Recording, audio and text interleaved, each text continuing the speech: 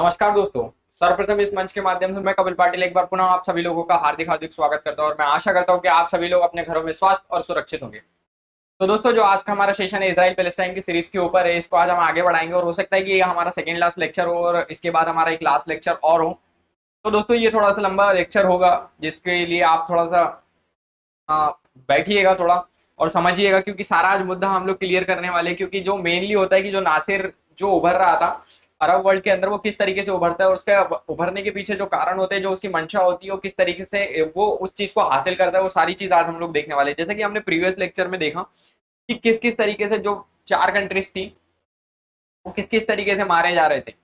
जैसे अब मान के चलिए इजराइल बनता है, तो इजराइल के बनने से क्या क्या किस किस को प्रॉब्लम्स होगी। लेबनान हो गया आपका, सीरिया हो गया, जॉर्डन हो गया, जॉर्डन के बाद आपका इजिप्ट हो गया, ये सारी चीज ये लोग मारे जा रहे थे। और इसके साथ साथ क्या हो रहा था कि इराक भी इन चारों में यानी पिसता चला जा रहा था। क्योंकि मेनली क्या था कि ये जो कंट्रीज थे, ये कंट्री कौन थे? नेबरहुड कंट्रीज थे। जो इमीडिएट नेबरहुड कंट्रीज थे, ये लोग इमीडिएट नेबरहुड कंट्रीज होने के कारण ये लोग क्या कर रहे थे? मारे जा रहे थे। अब दोस्तों, अगर ये लोग मारे जाएंगे तो नॉर्मल सी बात है कि ये लोग क्या करेंगे? उसका विरोध करेंगे, और उस चीज का विरोध करेंगे तो क्या हो जाएगा कि प्रॉब्लम्स और वॉर्स क्रिएट होंगे। अब हम देखते हैं आज के सेशन, जो आज का हमारा सेशन है उसमें क्या है। आज के सेशन में मैं आपको बताऊंगा कि जो फर्स्ट अरब इजराइल वॉर जो हुआ वो 1948 में जो हुआ, उसके दरमियान क्या हुआ कि उसके दरमियान क्या होता है कि दो चीजों में डिवाइड हो जाती है चीजें। फर्स्ट, पैलेस्टाइनी जो रिफ्यूजीज होते हैं, जो पैलेस्टाइन में रिफ्यूजीज होते हैं, उनको क्या करना पड़ता है? उनको भागना पड़ता है। और दूसरी ओर क्या होता है कि जो जेरूसलम का मुद्दा होता है, वो जेरूसलम का मुद्दा बहुत गरमाया हुआ होता है, तो उसको क्या होता है कि दो भागों में विभाजित कर दिया जाता है, एक जॉर्डन में और एक इसराइल में। अब सर, अगर किसी भी चीज को, अगर किसी भी कैपिटल को मान के चलिए, जेरूसलम वो स्थान था सर जहां पर मोहम्मद पैगंबर ने सर अपने उपदेश जो सेवन हेवेंस के ऊपर जो गए थे ना सर, वो स्वर्ग की उनको वहां से अनुभूति हुई थी, ऐसा माना जाता है। तो सर, जब वो स्थान पे आप अगर डिवाइडेशन रूल लगा देंगे तो फिर नो डाउट सर किसी को भी प्रॉब्लम्स होगी। क्योंकि सर वो उनका एक तरीके से रिलीजियस बेस पे वो उनका बहुत ज्यादा महत्वपूर्ण और बहुत ज्यादा महत्वपूर्ण उस चीज के लिए महत्वपूर्ण हो जाता है, रिलीजियस बेसिस पे महत्वपूर्ण हो जाता है, धार्मिक उन्मूलन के बहुत ज्यादा महत्वपूर्ण स्थान है वो।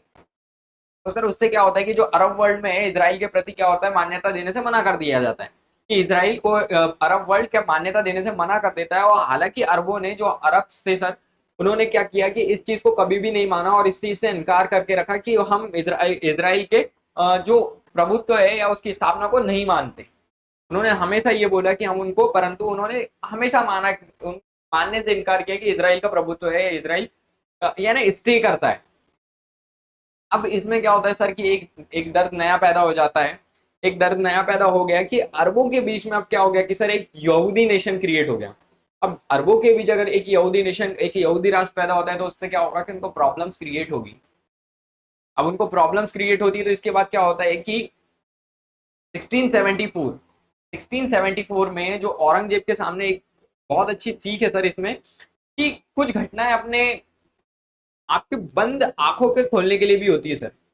जो कुछ घटनाएं होती है, जैसे 1840 जो 1948 का जो इसराइल पैलेस्टाइन वॉर है, तो वो इसराइल पैलेस्टाइन बोल रहा हूँ, अरब और इसराइल वॉर है, अरब बनाम इसराइल वॉर है। तो सर ये घटना ऐसी थी कि इसने क्या किया था कि सर अरबियों का है ना जो आंखें खोल के रख दी थी कि एक्चुअल में क्या हो रहा है, कि एक्चुअल में जो जेरूसलम के ऊपर जो इसराइल कब्जा करते जा रहा है, कि वो प्रॉब्लम्स क्यों क्रिएट हो रही है।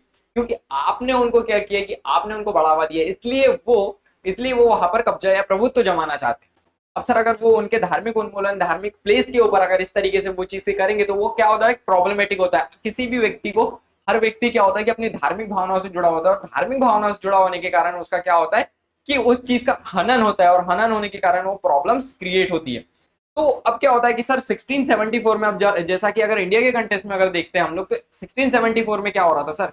जो औरंगजेब है, औरंगजेब के सामने जब मराठा सरदार जब खड़े थे, मराठा सरदार के बेटे ने मराठा स्वराज की स्थापना कर दी सर। अब कितनी बड़ी बात है सर कि औरंगजेब, जो कि एक इस्लामिक, जो कि एक मोमेडियन शासक रहे, और सर उनके सामने एक यानी जो मराठा साम्राज्य है, मराठा साम्राज्य की स्थापना कर दी सर।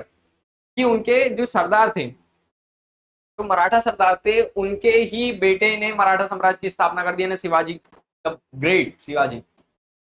तो सर बड़ी ही यानी समझने योग्य बात है, और समझने और सीखने योग्य चीज है कि किस तरीके से ये चीजें केवल और केवल जो ईस्टर्न यूरोप में ही नहीं हो रही थी, ये जो प्रॉब्लम्स हो रही थी, ये प्रॉब्लम्स हमारे इंडिया में भी हम लोग ये देख सकते हैं, क्योंकि हिस्ट्री से अगर कनेक्ट करके देखें तो ये हर जगह रिपीट हुआ है चीजें, और रिपीट हुआ है तो हमें उससे सीख लेना चाहिए। अब सर क्या है कि जीवन में कभी कभी या कई बार ऐसा भी होता है सर कि जब बड़ी बड़ी चुनौतियां आपको घेर ले, और उस वक्त सर इम्पेशेंट होना बहुत ज्यादा, इम्पेशेंट होने की बात नहीं है सर। जब भी आपके जीवन में कभी कभी बड़ी बड़ी परिस्थितियां आती है तो हम क्या होते हैं कि इम्पेशेंट हो जाते हैं और कुछ भी डिसीजंस ले लेते हैं।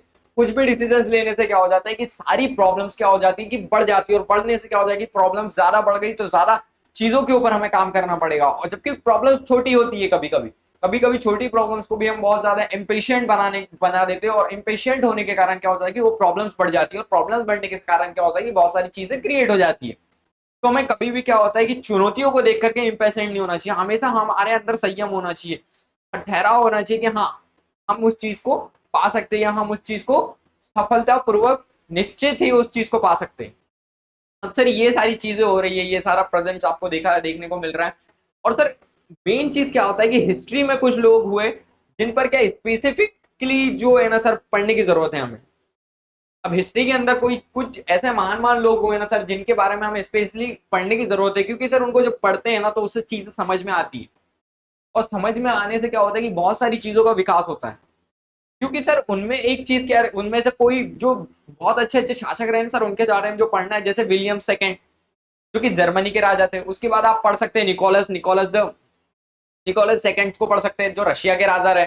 उसके बाद आप पढ़ सकते हैं, अगर आपको बहुत पढ़ना है इसके आगे भी अगर पढ़ना है तो लुइस लुइस 16 जो है उनको भी पढ़ सकते हैं आप। ये बहुत यानी क्या सर, वर्ल्ड हिस्ट्री में जो वर्ल्ड के जो मेन लीडर्स थे ना सर, ये वो लोग रहे। ये बहुत महान महान शासक रहे सर, जो कि बहुत ही ज्यादा महत्वपूर्ण रहे हिस्ट्री के पर्पज से। आप इनको पढ़ेंगे ना सर आपको बहुत कुछ और बहुत अच्छे चीज में समझ में आएगा, और बहुत एक अच्छी हिस्ट्री के आप क्या करेंगे कि एक बहुत अच्छी चीजों को अपने माइंड के अंदर डेवलप करते जाएंगे। इनसे बहुत कुछ सीख सकते हैं सर आप। जैसे चार्ल्स फर्स्ट हो गए, चार्ल्स फर्स्ट इंग्लैंड के जो राजा थे, इन सारे लोगों के बारे में जैसे पढ़ेंगे ना आप तो आपको बहुत कुछ अच्छी चीजें सीखने को मिलेगा और बहुत कुछ अच्छा समझ में आएगा। इन सब ने सर क्या किया है कि इन सब ने परिस्थितियों को देखा परंतु जोड़ा नहीं और समझ नहीं पाए। ये सर ये सारे लोगों के बारे में जैसे आप पढ़ेंगे ना तो आपको सीखने यही मिलेगा कि इन लोगों ने क्या किया कि सर परिस्थितियों को समझा नहीं और जोड़ा नहीं, कनेक्ट नहीं कर पाया सर। ये इनका जो कनेक्शन जो होता है, जो कनेक्टिंग जो प्रॉब्लम था, ये सर ये बहुत बड़ा रहा। और इसके कारण क्या रहा कि सर ये लोग क्या कनेक्ट नहीं कर पाए तो क्या हुआ कि इनको हार का सामना करना पड़ा सर बहुत जगह। और सर इन सबसे खतरनाक परिस्थितियों का जो सामना किया वो लेनिन ने किया सर। तो लेनिन ने इन सबसे ज्यादा खतरनाक परिस्थितियों का सामना किया, और उनसे भी ज्यादा खतरनाक परिस्थितियों का जो सामना किया है वो राणा प्रताप ने किया है सर, बाबर ने किया है। तो सर ये वो लोग हुए जिन्होंने परिस्थितियों का सामना किया, इन पेशेंट नहीं हुए।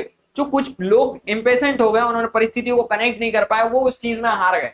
परंतु उनसे भी बड़ी चुनौतियों का जो सामना किया वो लेनिन ने किया, महाराणा प्रताप ने किया, बाबर ने किया। तो सर वो इन पेशेंट नहीं हुए सर, उन्होंने अपने अंदर एक ठहराव की भावना रखी, और वो आज भी देखेंगे ना सर तो वो महान शासकों में, और उन्होंने हमेशा विजय पाई और सफलता पाई है। अब सर इससे हमें एक ही चीज सीख सकते हैं कि जो राजा होना ना शिक्षा के ऊपर डिपेंड नहीं करता। राजा होना, जो राजा है वो कभी भी शिक्षा लेकर के कोई राजा नहीं बन सकता सर, क्योंकि राजा होना कभी शिक्षा के ऊपर निर्भर नहीं किया है।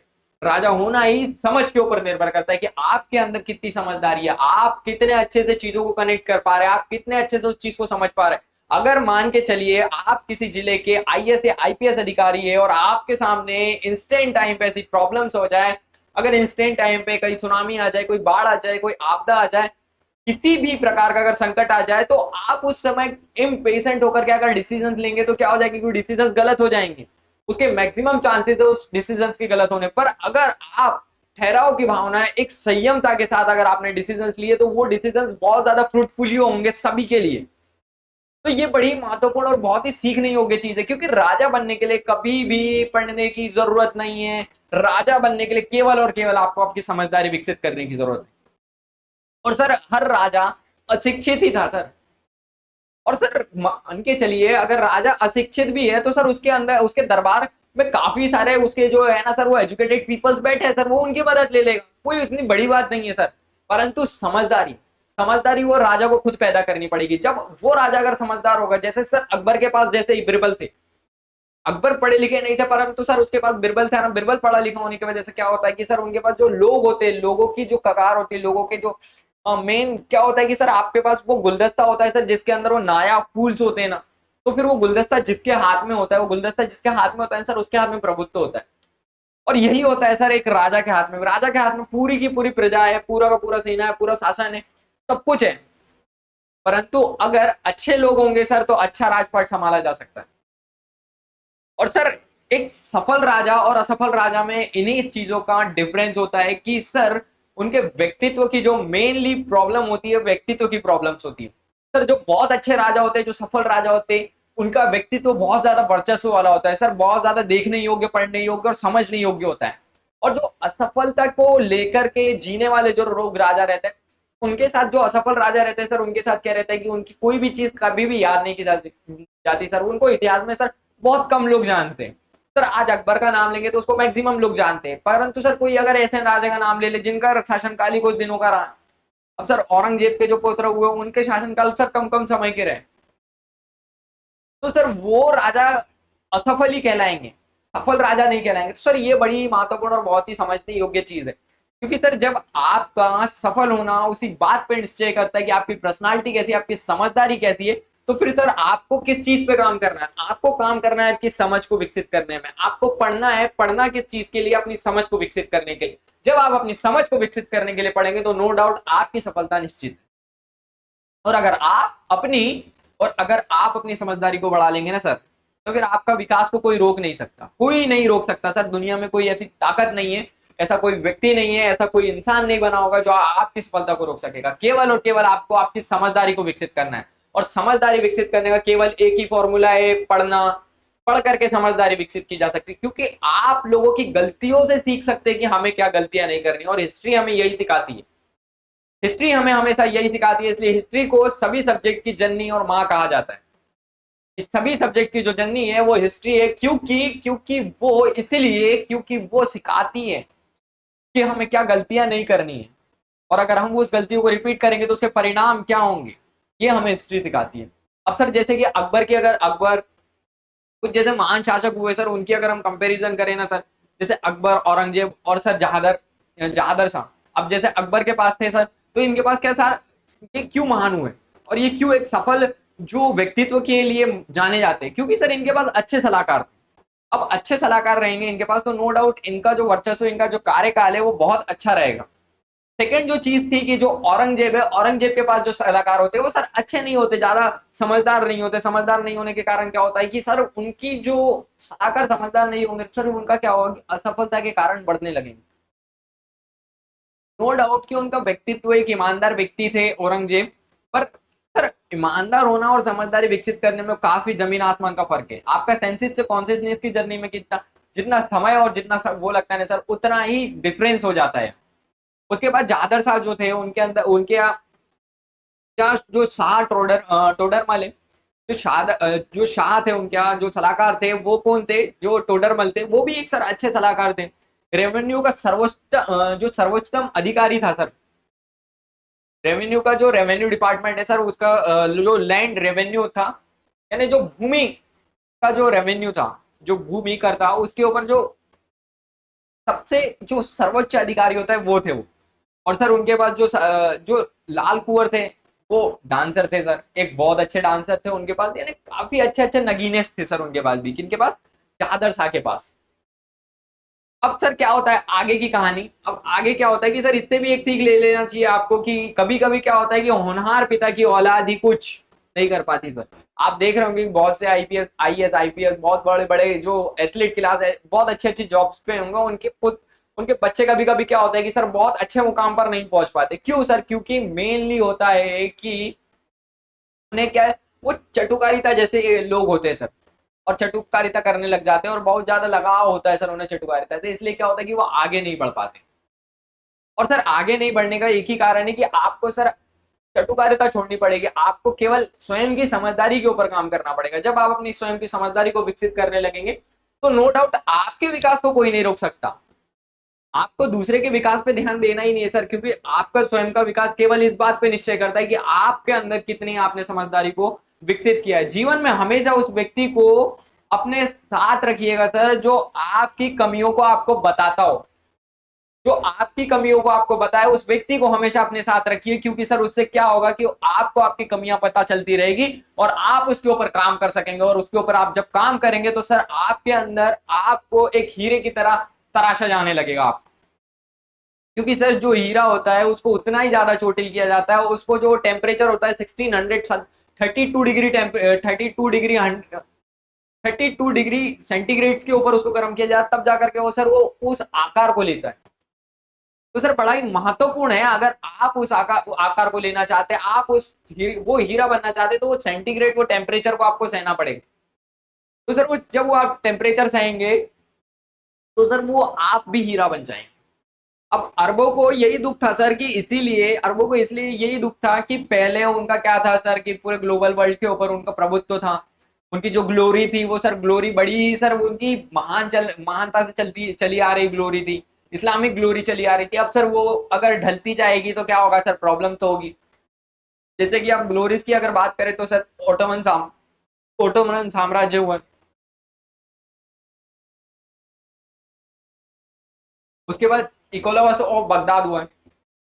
तो सर ये बड़ी महत्वपूर्ण और बड़ी बड़ी यानी महत्वपूर्ण और बहुत ही ज्यादा बड़ी बड़ी हस्तियां रही और बहुत बड़ा बड़ा साम्राज्य रहा सर, और जो ग्लोरीज रही वो बहुत ही महान ग्लोरीज रही सर उस समय की। तो सर जब ये अगर मिटेंगी तो no doubt sir Islamic glory और मिटेगी तो सर प्रॉब्लम्स तो होगा ना सर, प्रॉब्लम्स होगा तो नो डाउट की बात चीजें क्रिएट होंगी। अब ये सब क्या होता है कि खत्म और उनसे सारे अरब जो होते हैं ना सर, अरब मुल्कों को क्या होता है कि बीच बीच में इसराइल द्वारा मारा जाता है। इसराइल द्वारा सर बार बार इसराइल द्वारा क्या होता है कि अरब जो नेशंस थे उनको मारा जाता है। तो सर ये क्या होता है कि नष्ट होते चले जाते हैं।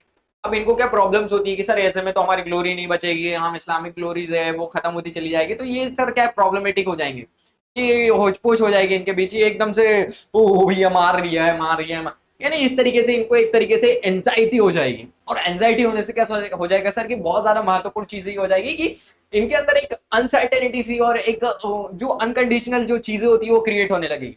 अब सर इसके बाद क्या होता है 1948 में युद्ध के बाद जो अरबों में समझौता नहीं किया।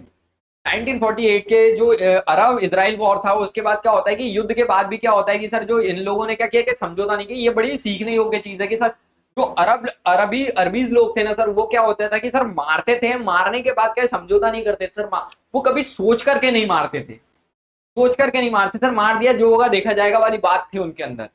अब सर क्या होता है कि और इसी दरमियान क्या होता है कि इजिप्ट में एक बहुत जबरदस्त नेता आता है, इजिप्ट के अंदर बहुत एक जबरदस्त नेता आता है, नेता मिल गया जो कि कॉलोनियल नासिर।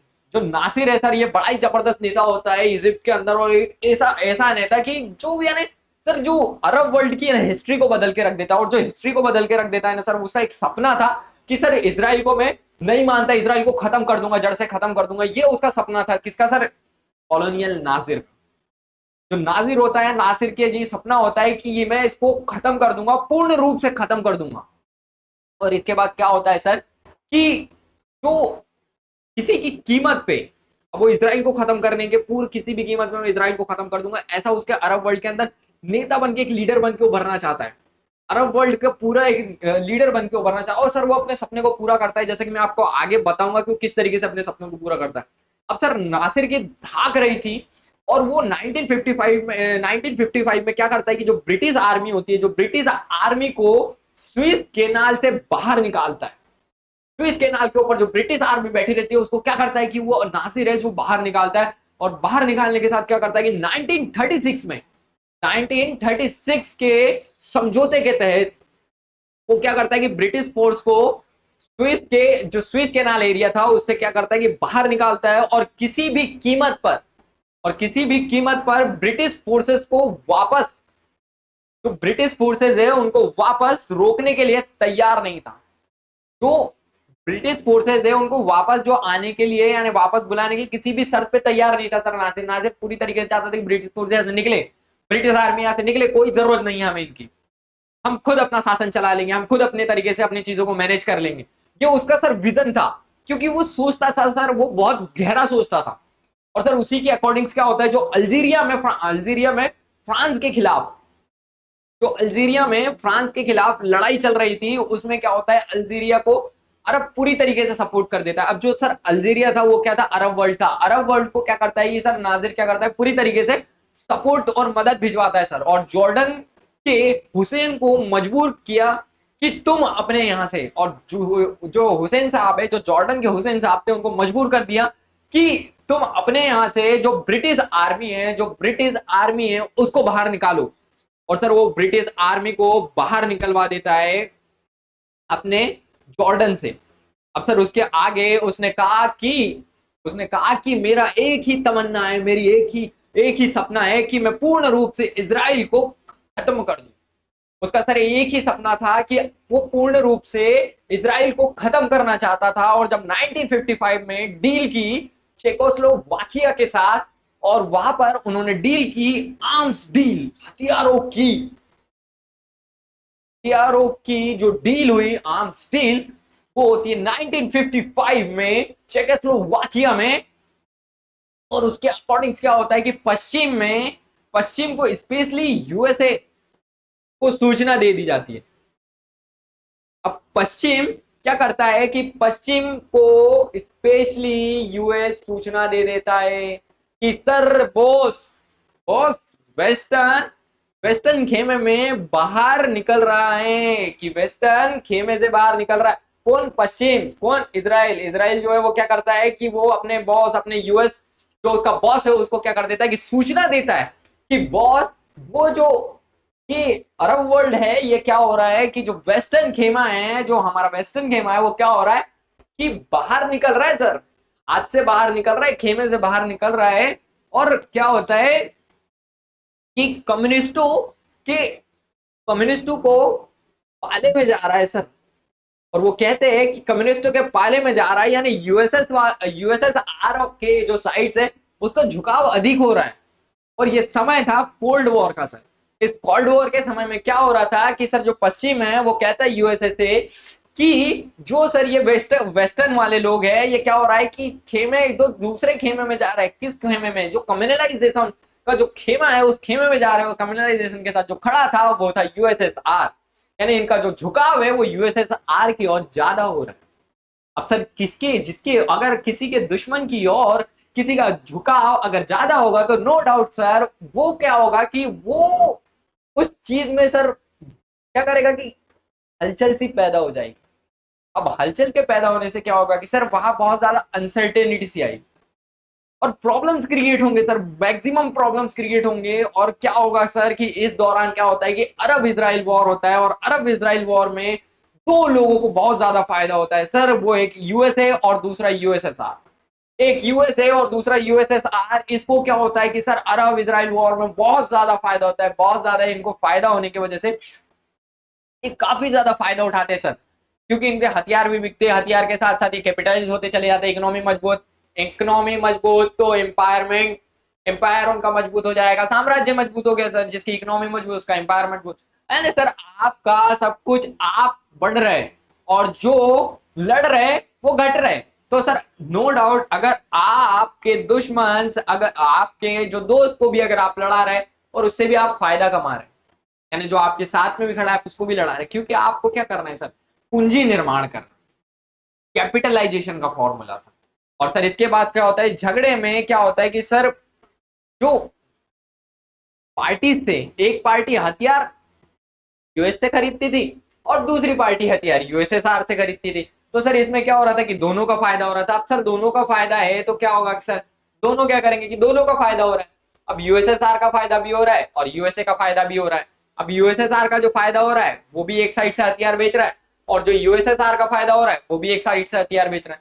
परंतु यूएसएसआर ने जो नासिर को कहा कि ये जो यूएस ब्रिटेन है ना, ये पैसा बांट रहे हैं। ये जो जो नासिर है वो कहता है, जो नासिर है वो यूएसएसआर से कहता है कि जो ये ब्रिटेन और जो ये यूएस है ये पैसा बांट रहे हैं। तो क्या करते दुनिया में, तो नासिर कहता है कि मेरा सपना तो सिर्फ एक ही है, मेरा तमन्ना है कि मैं इजराइल को खत्म कर दूं। तो उसमें क्या होता है कि यूएसएसआर उसको कहता है, यूएसएसआर उसको क्या करता है, उसको सजेशन देता है कि अगर मैं तुम्हारी मदद करूंगा, मैं तुम्हारी मदद करूंगा, तुम एक काम करो कि यूएसए के पास जाओ और उससे मार्शल प्लान के तहत, मार्शल प्लान के तहत तुम उससे पैसा लेकर के आओ। मार्शल प्लान के तहत तुम यूएसए के पास जाओ और मार्शल प्लान के तहत क्या करो कि उससे पैसा लेकर के आओ, और पैसा लेकर के जब आओगे तो वो पैसा मुझे देना और मैं तुम्हें उस पैसे से हथियार दूंगा।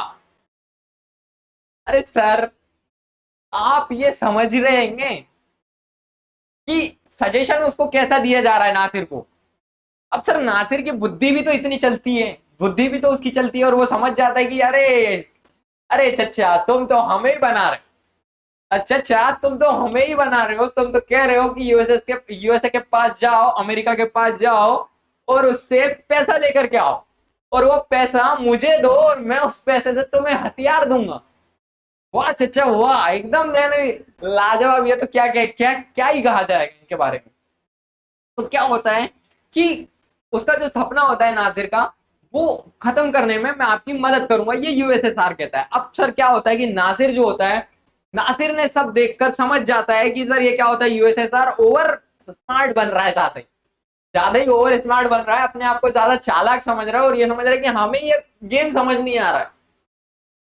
परंतु सर नासिर इस गेम को समझ चुका था, और वो इजराइल की जो सीक्रेट एजेंसी है ना सर, इजराइल की जो सीक्रेट एजेंसी है वो यूएसए को क्या कर देती है, खबर कर देती है कि बॉस की पिताजी उनको पैसा मत देना, वो पैसा लेकर के हमारे ऊपर ही अटैक करने वाले, हमें ही मारने की फिराक में चल रहे हैं, हमसे ही पैसा लेकर के। तो यूएस क्या करता है कि पैसा देने से मना कर देता है। जब नासिर उनके पास जाता है और कहता है कि हमें पैसे की जरूरत है, तो वो बोलता है पैसे की जरूरत क्यों है, तो वो पूछता है कि पैसे की जरूरत क्यों है, कोई कारण होगा, पैसे कैसे मिलेंगे। अब जो नाजिर होता है वो यूएसएसआर से कहता है कि अगर, नासिर ने पूछा कि पैसे कैसे मिलेंगे, अब जो पैसे है वो कैसे मिलेंगे, तो जो यूएसएसआर कहता है कि आप जाना और यूएसएसआर कहना कि मुझे अपने कंट्री में क्या करना है, डैम बनाना है, अपने कंट्री में डैम बनाना है, उसके लिए हमें पैसे की जरूरत है, आर्थिक सहायता की जरूरत है।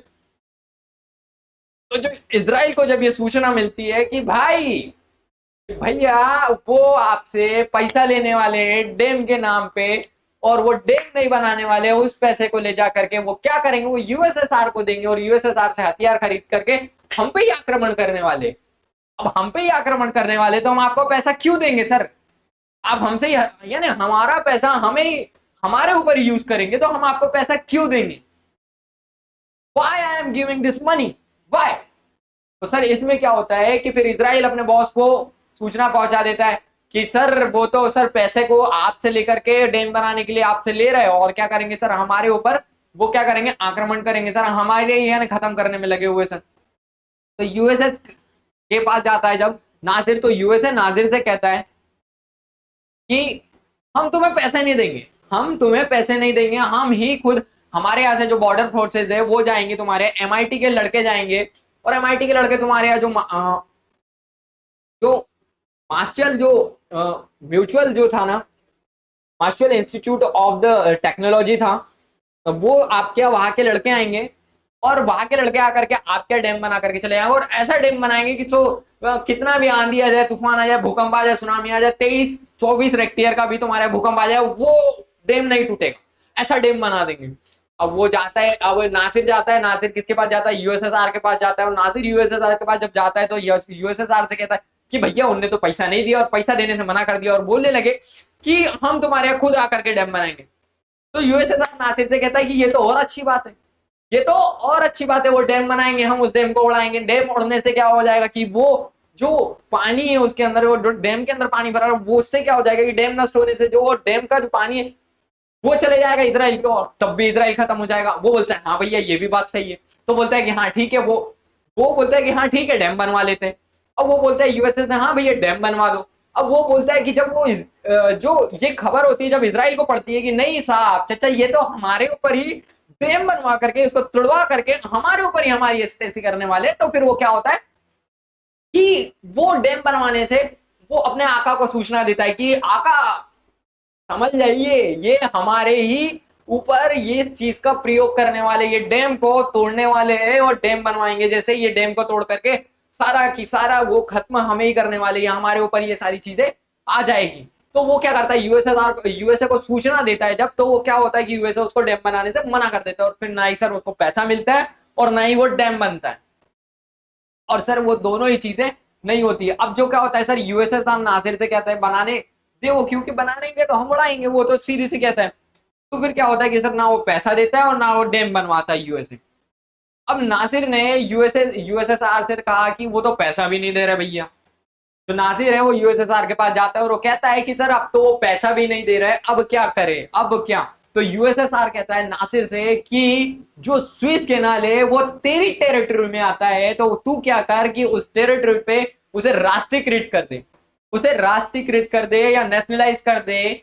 तो उससे क्या हो जाएगा कि उसके ऊपर तेरा कब्जा हो जाएगा, और उससे क्या कर, तू पैसा बना, पैसा बना और हमें दे, पैसा बना हमें दे, हम तुझे हथियार देंगे। और 1956 में क्या होता है कि स्विस कैनाल का राष्ट्रीयकरण होता है। अब सर स्विस कैनाल का राष्ट्रीयकरण होगा, और कहा कि सभी ब्रिटेन और फ्रांस के जो शेयर होल्डर्स है, जो मैक्सिमम जिन यानी जो बड़े शेयर होल्डर्स थे, उनको क्या होता है कि उनको हम कंपनसेशन देंगे, यानी भत्ता देंगे। जो मेन चीज था कि उनका जो नुकसान हुआ है उसको हम भरपाई करेंगे, हम वो कंपनसेशन उनको देंगे। और जैसे ही राष्ट्रीयकरण हुआ, उन्होंने जो ब्रिटेन और फ्रांस और इजराइल ने क्या होता है कि ये चचा कहते हैं कि चचा ये तो रास्ता ही बंद कर रहे हैं।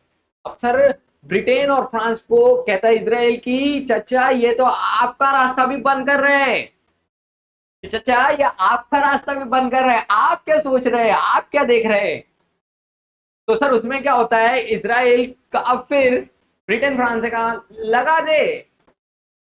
तो इजराइल कहता है ब्रिटेन फ्रांस से कि लगा दे, तो चचा कहता है लगा दो।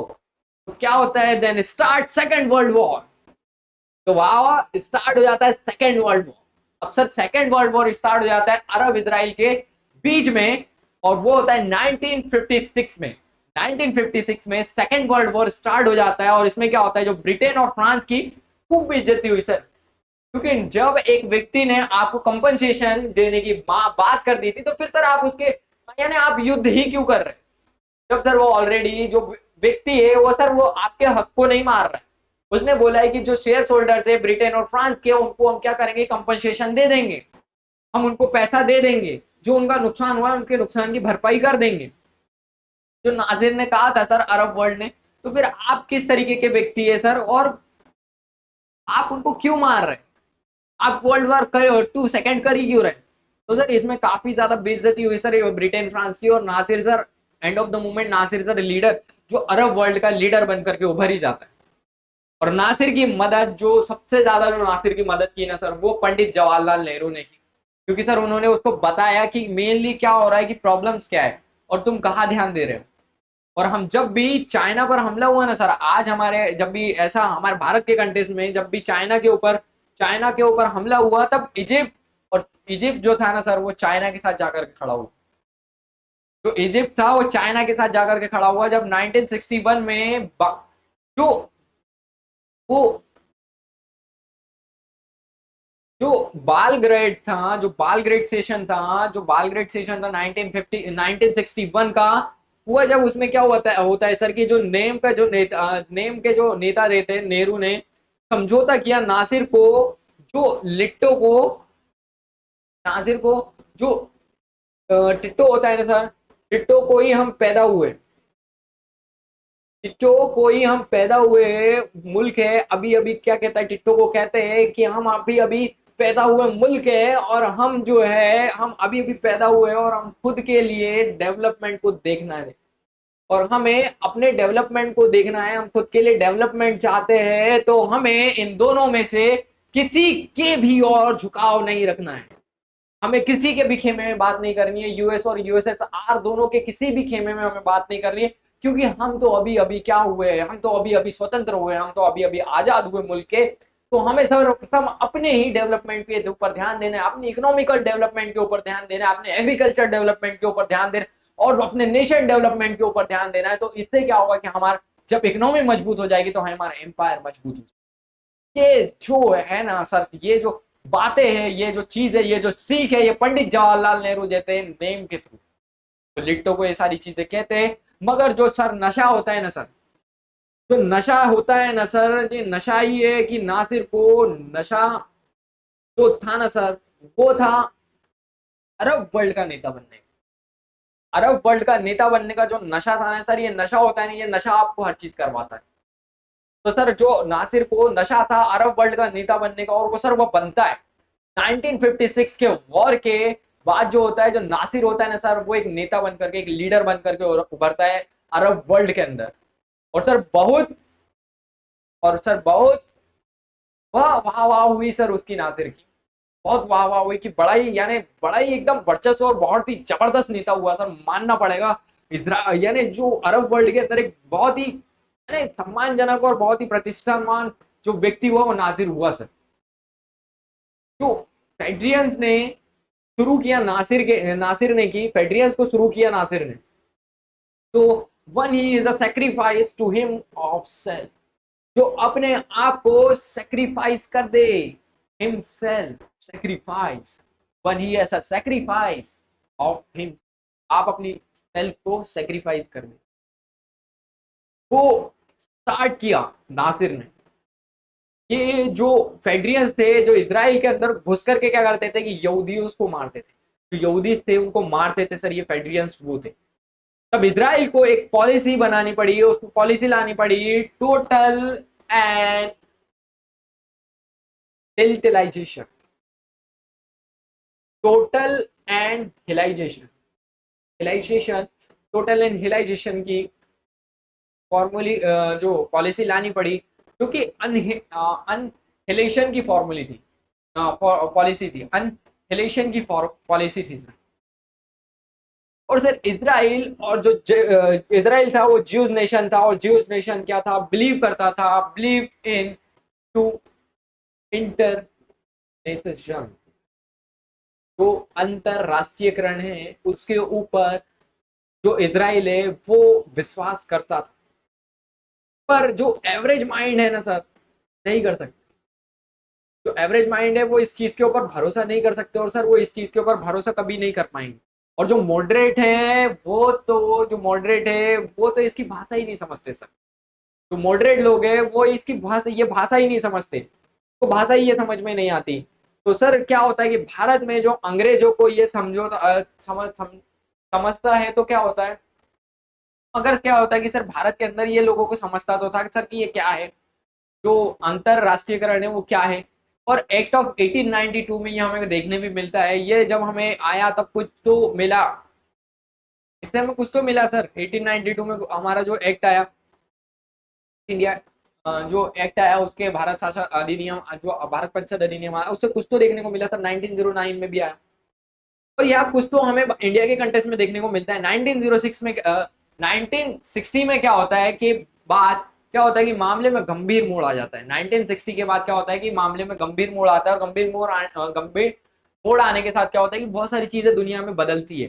दुनिया के सभी युद्धों के दौरान दो ही सेक्टर पनपे सर, एक आर्म्स और एक एमिनेशन सेक्टर। आर्म्स और एमिनेशन सेक्टर, ये दो ही सेक्टर पनपते हैं, क्योंकि सर क्या बिक रहा था, गोला बारूद ही बिक रहा था सर, और कुछ बिक नहीं रहा था। तो क्या होता है कि सर जो आर्म्स एंड एमिनेशन जो इंडस्ट्री, यही पनपे। और सर इसने क्या हुआ कि 20 यानी 20वीं सदी तक क्या होता है कि सर ये बहुत पनपते, 20वीं सदी तक वेस्टर्न कैपिटलिस्ट के पास भी है, वेस्टर्न कैपिटलिस्ट के पास ही है सर। क्या 20वीं सेंचुरी में भी आप अगर देख रहे होंगे तो वो क्या होगा कि सर ये जो मेन चीजें है सर, ये किसके पास है, आज भी वेस्टर्न कंट्रीज के पास ही है। जो कैपिटल वेस्टर्न कंट्रीज है ये उन्हीं के पास है।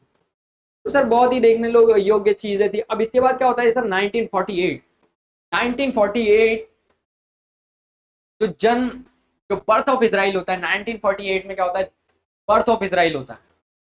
अब सर बर्थ ऑफ इसराइल होता है 1948 में, तो क्या होता है कि सर टू प्रोटीन्स थे सर। अब इसराइल वर्सेस जो अरब होते हैं, इसराइल वर्सेस अरब होता है जो 1948 के बाद जो युद्ध, 1948 बर्थ ऑफ इसराइल, और जब होता है सर इसराइल अरब वॉर होता है, तो सर जो इसराइल है सर उसके लिए दो ही प्रोटीन के स्रोत थे। जैसे एक था उसका सर कैपिटलाइजेशन, और सेकंड था उसका इंडस्ट्रियल रेवोल्यूशन। ये दो ही चीजों के ऊपर जो है वो इसराइल सरवाइव करता है और इसराइल अपनी इकोनॉमी को बूस्ट करता है। अगर तुम्हें उन्हें क्या करना है सर, अगर तुम उन पर एक मिसाइल मारोगे, अगर सर अरब इसराइल के ऊपर एक मिसाइल मारेगा तो वो रिस्पॉन्स में सर, उसके अवज में, उसके तवज में वो क्या करेंगे कि वो 10 मिसाइल मार देंगे। तो सर आप अगर उनसे लड़ने की भावना से अगर आप खड़े हैं तो आप उनसे लड़ नहीं सकते सर पूर्ण रूप से। आप इस चीज को स्वीकार कर लीजिए। अब जब आप इस चीज को स्वीकार कर लेंगे तो सर क्या हो जाएगा कि आपका क्या हो जाएगा कि सर वो वॉर का जो प्रॉब्लम है वो समाप्त होने लगेंगे कहीं ना कहीं। और सर ये क्या होता है कि 2000 ऐसा भी कर रहे थे सर, क्योंकि 2006 में जैसा कि आपने देखा होगा, 2008 में भी आपने देखा कि किस तरीके से वॉर्स क्रिएट होते हैं सर, वॉर्स होते हैं सर। ये सारी चीजें आप देख सकते हैं। अब उसके सेकंड चीज होती है 1956 में नाजिर आया। हमने जैसा कि प्रीवियस यानी कुछ देर पहले भी देखा कि 1956 में क्या होता है, नाजिर आता है। 1960s में क्या हो रहा है कि लगभग 1960s के यानी लगभग क्या होता है कि बात पार्टी हो जाती है, बात पार्टी बनती है। जो बात पार्टी बनती है उसके अंदर क्या होता है कि जो लेफ्ट विंग्स की पार्टी होती है, जो लेफ्ट विंग साइड्स होते हैं उनकी पार्टीज होती है, ये लेफ्ट विंग साइड्स की जो पार्टीज होती है, जो बात पार्टीज ये बनती है। और इसके बनने से क्या होता है सर कि जो इजिप्ट, सीरिया, इराक और 6 डेज वॉर हो जाता है सर इसमें। इजिप्ट, सीरिया और इराक जब इसमें आते हैं और इसके अंतर्गत क्या हो जाता है कि इसके अंतर्गत ही 1967 में क्या होता है, आपका 6 डे वॉर हो जाता है। अब 6 डे वॉर हो जाता है तो उसके अंदर बहुत सारी चीजें प्रेजेंट टाइम पे चेंजेस होने लगते हैं। और सर जो ये बात पार्टी ये रिकंस्ट्रक्शन के कारण बनती है। और सर इसके बाद क्या होता है 1967 आते आते आपका क्या होता है कि जो गब्बर होता है ना सर, आपका गब्बर अंकल सैम, यानी एक बहुत बड़े मुद्दे में फंसा हुआ रहता है। जो यूएसए होता है वो बहुत बड़े मुद्दे में फंसा हुआ, तो फंसा हुआ होता है कि कौन सा सर, जो 1967 में जो प्रॉब्लम चल रहा था सर, वियतनाम वॉर। आप देख रहे होंगे कि जो एशियन में जो आपका एशियन कंट्रीज में जो चल रहा था वो आपका चल रहा था वियतनाम वॉर। और जहां पर यूएस यानी अंकल सैम यानी गब्बर, आपकी पिक्चर के गब्बर वो आप फंसे हुए थे, और फंसे हुए होने के कारण क्या होता है सर, वो इन चीजों के ऊपर ध्यान नहीं दे पाते। अब अगर बात पार्टी लेफ्ट विंग टिल जो अगर बंदी बनी है तो यूएसएसआर इन्हें खुलकर सपोर्ट करता है कि सर ये लेफ्ट विंग्स पार्टी थी, ये लेफ्ट विंग पार्टी है, तो इसको क्या करता है कि जो यूएसएसआर है सर ये खुलकर सपोर्ट करता है। और सर ये इसका बच्चा, और जब सर बच्चा अकेला हो और पापा वॉर में फंसे हो तो ये सब तैयारी करने लगते हैं सर, ये सब तैयारी करने लगते हैं, क्योंकि सर उनको मालूम था कि बच्चा इधर फंसा हुआ है, पापा उधर, बच्चा इधर अकेला है, पापा उधर वॉर में फंसे हुए हैं, तो सर बचाने कौन आएगा बच्चे को। तो क्या करते हैं कि अरब नेशन जितने होते हैं वो क्या करने लगते हैं सर, जो बात पार्टीज के अंदर जो होते हैं जैसे आपका सीरिया, इजिप्ट और इराक, ये क्या करने लगते हैं सर, ये रणनीति तैयार करने लगते हैं, रणनीति तैयार करने लगते हैं मारने की। तो सर इसमें क्या होता है कि आर्मी मोबिलाइजेशन होता है, आर्मी मोबिलाइजेशन करते हैं सर, आर्मी को मोबिलाइज करते हैं। और कौन करता है, यही अरबी नेशंस, जो ये 3 अरबी नेशन है। बात पार्टी क्या करती है कि बात पार्टी बनाते ही ये जो 3 लोग मिलकर के ये लोग क्या करते हैं कि आर्मी मोबिलाइजेशन करते हैं और फाइटर प्लान्स लगाते हैं बड़े बड़े सर, ये पूरी तैयारी करने लगते हैं ये किसकी लड़ाई की। क्योंकि सर पिताजी तो वॉर में फंसे हुए और बेटा अकेला है, तो सर इससे अच्छा मौका मारने का मिल नहीं सकता था। तो वो तैयारी करते हैं। और फिर क्या होता है, इसराइल ये सब देख करके क्या होता है कि समझ जाता है कि साले ये तो मारने वाले हैं लोग, कि भैया ये तो चचा ये तो मारेंगे और मारने की तैयारी कर रहे हैं। तो ये सब तो क्या हो रहा है कि सेटिंग कर रहे हैं सर, अंदर ही अंदर सेटिंग हो रही है। और सेटिंग हो रही है तो सर इनसे पहले कि ये हमें मारे, हमें इनके ऊपर हमला कर देना चाहिए। ये इनसे पहले क्या होता है कि ये उनके ऊपर हमला करते हैं, ये इससे पहले क्या करता है कि इसराइल खुद इनके ऊपर हमला कर देता है। और सर वहां स्टार्ट हो जाता है 6 डेज वॉर। अब 6 डेज वॉर स्टार्ट हो जाता है तो क्या होता है कि सर, अब मैं इसको आपको लेकर के चलता हूँ बोर्ड के ऊपर, मैं आपको बोर्ड पे समझाता हूँ 6 डेज वॉर के बाद क्या होता है।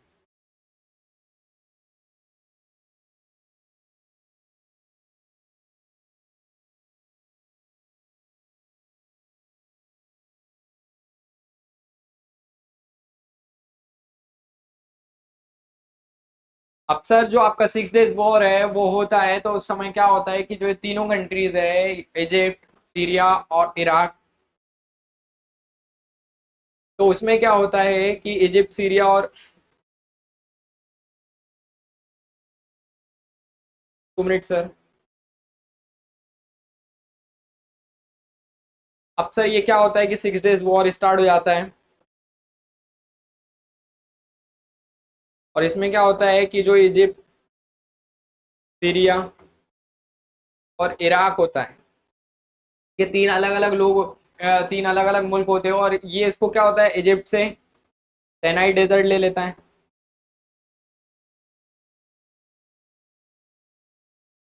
जो Syria, sorry sorry sorry, 6 days war के अंदर आपका जॉर्डन रहता है, जॉर्डन से ये आपका जो होता है, और आपका इराक नहीं होता इसमें, ये आपका सीरिया होता है। तो जॉर्डन से ये क्या करता है कि वेस्ट बैंक ले लेता है, और जो सीरिया होता है ये सीरिया से ले लेता है, गोलन हाइट्स जो होता है ये सीरिया से ले लेता है। अब ये क्या होता है सर, इजराइल ये तीनों से ये चीजें ले लेता है, और ये तीनों चीजें लेने से क्या होता है कि सर, अब अगर आप किसी के घर में घुसते हैं और घर में घुस करके कहते हैं कि सर उसका बेडरूम मेरा है, तो सर कहीं ना कहीं उस घर के मालिक को प्रॉब्लम तो होगी ना सर, और प्रॉब्लम होगी तो नो डाउट वो इस चीज का विरोध करेगा। तो यहाँ पर ये लोग यही करते हैं। और सर ये जो सेनाई डेजर्ट है, इसकी की एक स्ट्रिप है, गाजा स्ट्रिप, और जिसके ऊपर सर आज भी टेंशन बनी हुई है, याद रखिएगा सर इस चीज को। और सर इसको क्या करता है जो इजराइल है, इस पूरे ये तीनों क्षेत्रों को अपना बफर जोन घोषित कर देता है, इसको बफर जोन कह देता है। This is a buffer zone, buffer zone घोषित कर देता है सर, कि भैया तुम हमारे ऊपर बार बार अटैक करते हो, तो हम इसलिए हम इसको बफर जोन घोषित करते हैं। और क्या होता है कि ज्यूस बस्तियां बसाना शुरू कर देता है सर इस जगहों पर, ज्यूस बस्तियों को बसाना शुरू कर देता है ये तीनों। और कहता है, इजराइल कहता है कि ये तीनों हमारे बफर जोन में आएंगे, क्योंकि क्योंकि यार तुम बार बार हम पर यार आक्रमण कर रहे हो, यार तुम हम पर बार बार हमला कर रहे हो, आक्रमण कर रहे हो, और हम पर तो इससे बनाना ही हो, इसलिए हमें इसको बफर जोन बनाना ही होगा, और हम यहाँ बस्तियां बसाना शुरू कर रहे हैं। अब सर यहाँ एक सीख अब आप ले सकते हैं कि अगर ताकत के दम पर जंगल का राजा, अगर ताकत के दम पर अगर जंगल का राजा अगर कोई होता सर, अगर ताकत के दम पर अगर जंगल का राजा होता ना, तो हाथी या गेंडा होता। और अगर बुद्धि के दम पर जंगल का राजा अगर कोई होता, तो वो लोमड़ी या सियार होता।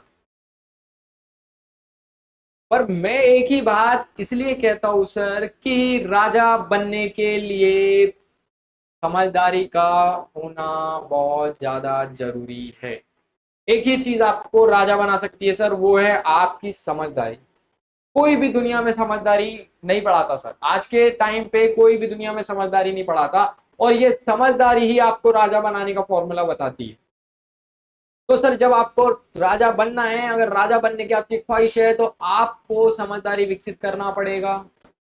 नो डाउट पढ़ने से समझदारी विकसित होती है, तो सर आपको उसके लिए पढ़ करके कनेक्ट करना पड़ेगा, कनेक्ट करेंगे तो आपकी समझदारी विकसित होगी। सर आप देख रहे होंगे कि औरंगजेब, आप भारत के कंटेक्स्ट में जब देखेंगे तो औरंगजेब एक बहुत ही मेहनत करने वाला व्यक्ति रहा था सर। औरंगजेब एक बहुत ही मेहनती और बहुत ही ईमानदार व्यक्ति रहा, परंतु सर क्या होता है कि उसका ही दोस्त जो जयसिंह होता है सर, उसका दोस्त जो जयसिंह होता है, जो औरंगजेब ने अपने भाई दारा को मार दिया, परंतु अपने दोस्त जसवंत, जो अपना दोस्त थे जसवंत सिंह को माफ कर देता है सर।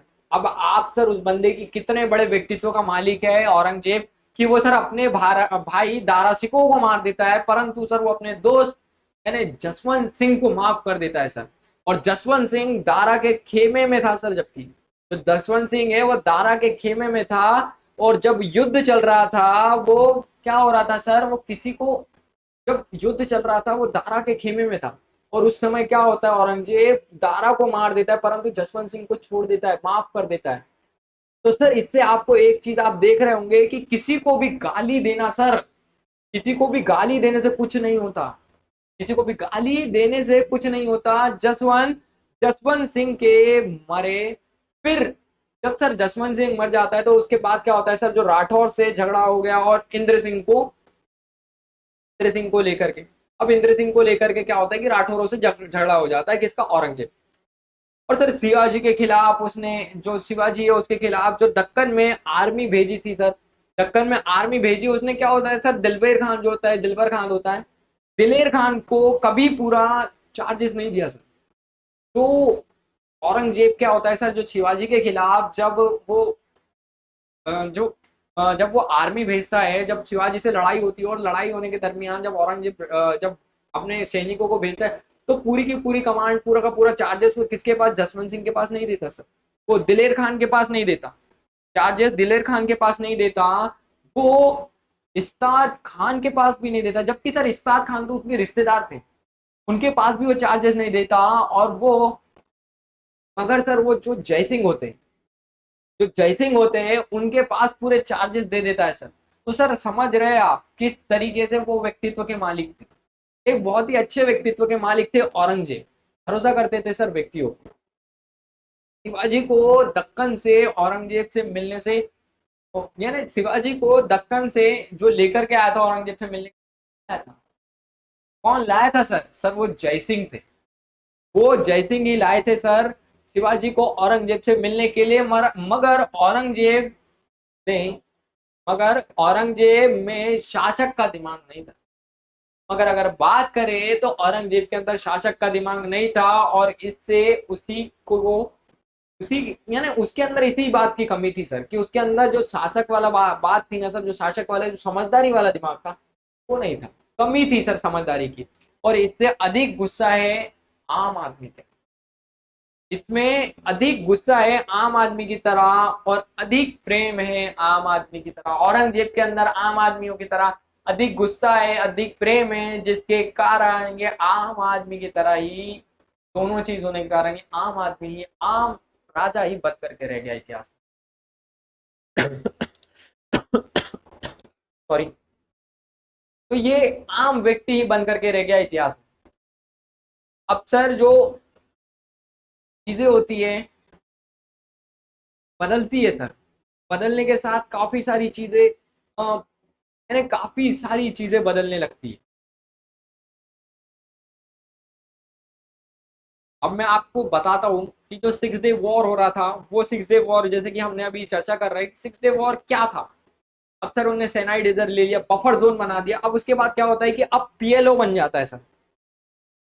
अब पीएलओ की स्थापना की जाती है, पीएलओ बनाया जाता है, Pakistan Palestine Liberation Organization, Palestine Liberation Organization जब बना, ने बना, जब अरब देशों पर दबाव बनता है, ने जब अरब देशों पर दबाव डाला है इसने। अब क्या होता है कि जो अरब मुल्क होते हैं, अरब मुल्क के ऊपर, अरब नेशंस के ऊपर क्या होता है, ये दबाव डालता है। और दबाव डालने के कारण क्या होता है कि जबरदस्त जो होता है कि ऑर्गेनाइजेशन रहा, तो पीएलओ है वो काफी अच्छा ऑर्गेनाइजेशन रहा। और ये इसके प्रमुख नेता जो यासिर अराफत खान होते हैं, तो बहुत ही जबरदस्त नेता रहते हैं सर इस पीएलओ के। पीएलओ ने क्या करता है सर, जो टेरिटरीज होती है, जो टेररिस्ट अटैक होता है, उसको क्या करता है, इस पर बढ़ावा देता है। क्या होता है, टेररिस्ट जो अटैक होते हैं उसको क्या करता है कि पीएलओ बढ़ावा देता है, बढ़ावा देता है और इसको शुरू कर देता है। इसराइल के ऊपर सर खूब अटैक करवाता है, खूब ये अटैक करवाता है, जिससे क्या होता है कि सर मामला बढ़ने लगता है। अब मामला बढ़ने लगेगा और उससे क्या होता है कि इसको एहसास हो जाता है। अब 1970 में क्या होता है कि जो नाजिर होता है, नाजिर की मृत्यु हो जाती है। और उसके बाद क्या होता है कि जो अनवर शहादत है, जो अनवर शहादत है वहां के नए प्रेसिडेंट बनते हैं, कहा के इजिप्ट के नए प्रेसिडेंट बनते हैं नाजिर की मृत्यु के बाद। जो अनवर,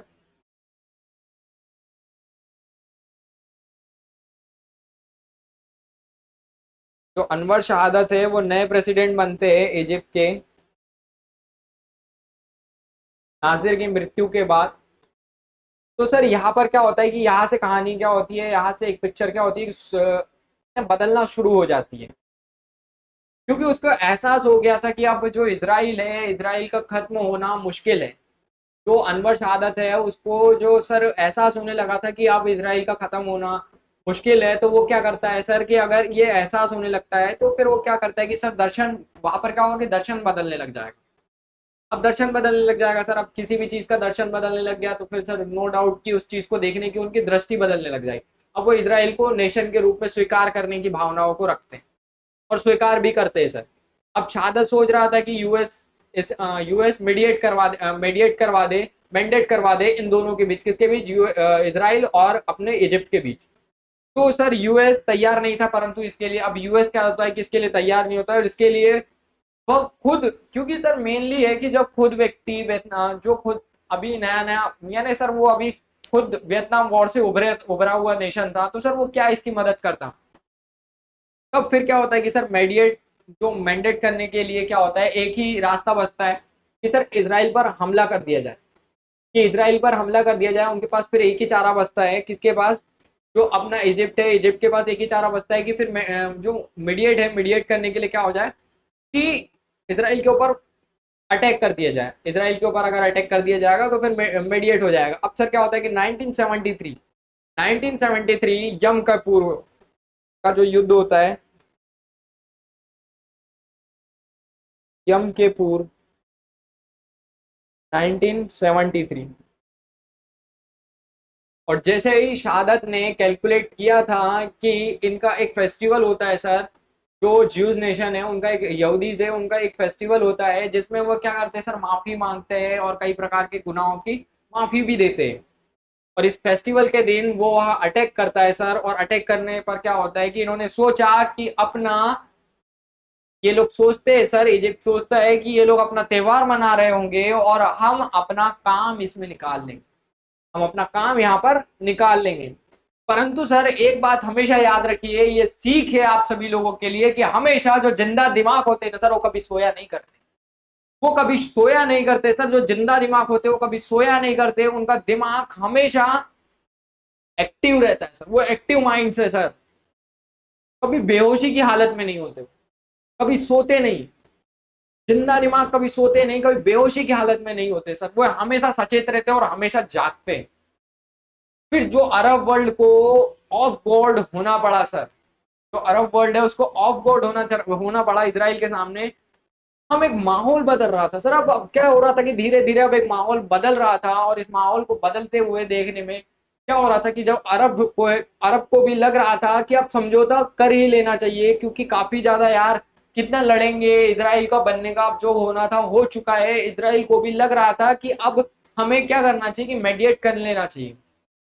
तो अरब ने इस वॉर के बाद ऑयल की सप्लाई भी रोक देता है सर, जो इसराइल को ऑयल की सप्लाई करता है वो भी रोक देता है।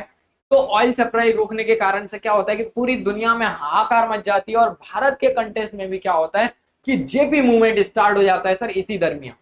इसीलिए जेपी मूवमेंट भी स्टार्ट होता है भारत के अंदर, जो इंदिरा गांधी सरकार होती है इंडिया के अंदर। तो उस समय क्या होता है कि सर जो जेपी मूवमेंट है वो स्टार्ट हो जाता है। इंदिरा गांधी को इस संकट से निपटने के कारण इमरजेंसी तक लगानी पड़ी सर, जो इमरजेंसी का लगाना था वो इसी संकट से उभरने के कारण इमरजेंसी को लगाया गया था इंदिरा गांधी ने। तो सर ये सारी चीजें पनप रही थी। अब सर फिर क्या होता है कि दोनों तय करते हैं, इसराइल और इजिप्ट, यानी जो शहादत है यानी अरब नेशंस तय करते हैं कि जो समझौता कर लेते हैं, अब आपस में हम समझौता कर लेते हैं, क्योंकि हथियार, पैसा, लोग सब खत्म हो रहे हैं, ये सब खत्म हो रहे हैं। तो हम क्या करते हैं कि हम एक समझौता कर लेते हैं, और जिस समझौते के तहत, तो फिर क्या होता है कि 1978 में एक समझौता होता है, कैंप डेविड समझौता। ये बड़ा ही महत्वपूर्ण समझौता रहा सर, इसराइल जो इस कंटेस्ट में है, इसराइल अरब के जो कंटेस्ट में रहा, ये बड़ा ही जबरदस्त समझौता रहा, कैंप डेविड समझौता।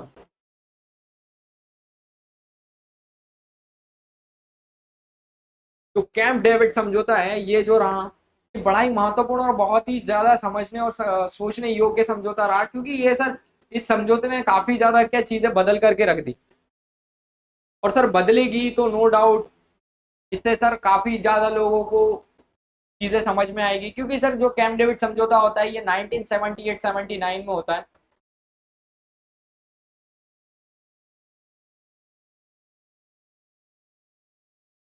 कैंप डेविड समझौता होता है।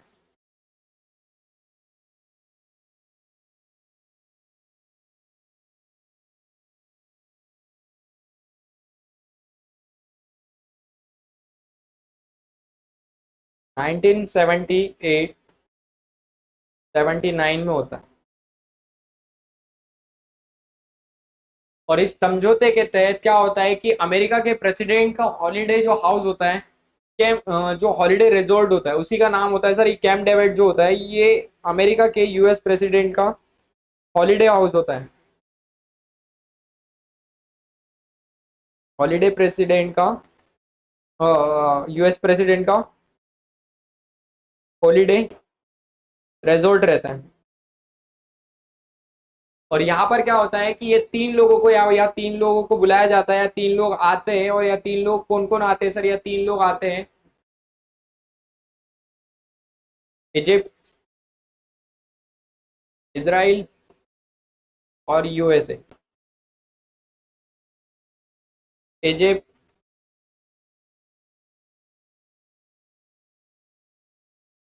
इसराइल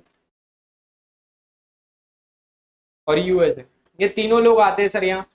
तो इजिप्ट जो होता है, इसके जो प्रेसिडेंट होते हैं उस समय ये होते बैकम, बैकैन। इसराइल, ओ सॉरी सॉरी सॉरी, इजिप्ट में जो होते हैं वो शहादत जी होते हैं। इजिप्ट में शहादत होता है, प्रेसिडेंट होता है वो शहादत होता है। इसराइल का जो प्रेसिडेंट होता है ये बैकम होता है, बैकम, बैकैन। और जो यूएस के प्रेसिडेंट होते हैं ये कार्टर जो होते हैं, वो यूएस प्रेसिडेंट होते हैं। अब सर ये सारी चीजें क्या हो रही थी कि सर देखने को मिल रही थी। तो सर इनका प्रेम्बल है जो हमारे, और सर इसी के दरमियान एक और चीज क्रिएट हो रही थी। अब सर ये जो दो चीजें यहाँ और क्रिएट हो रही थी वो थी सर हमास। 1982 में हमास का जन्म होता है। इसका प्रेम्बल था सर एंटी जियोनिस्ट और एंटी सेमेटिक्स। और इधर हजीबुल्ला, हजबुल्ला इधर, दोनों साइड ये आपका पैदा होता है 1981। जो दोनों का प्रियम्बल था सर, ये दोनों का प्रियम्बल सेम था, दोनों का प्रियम्बल सेम था, दोनों का प्रियम्बल था एंटी जियोनिस्ट और एंटी सेमेटिक्स। उस समय के प्रेसिडेंट ये लोग रहते सर, और इन तीनों के बीच में एक समझौता होता है कि ये तीनों कैंप डेविड में बैठ करके एक समझौता करते हैं सर। और समझौते के दरमियान डिसाइड होता है कि जो इजिप्ट है, जो सर इजिप्ट है ये किसी भी तरीके से क्या करेगा सर, जो इजिप्ट है अब ये इसराइल के ऊपर हमला नहीं करेगा, यानी सर ये हमला नहीं करेगा।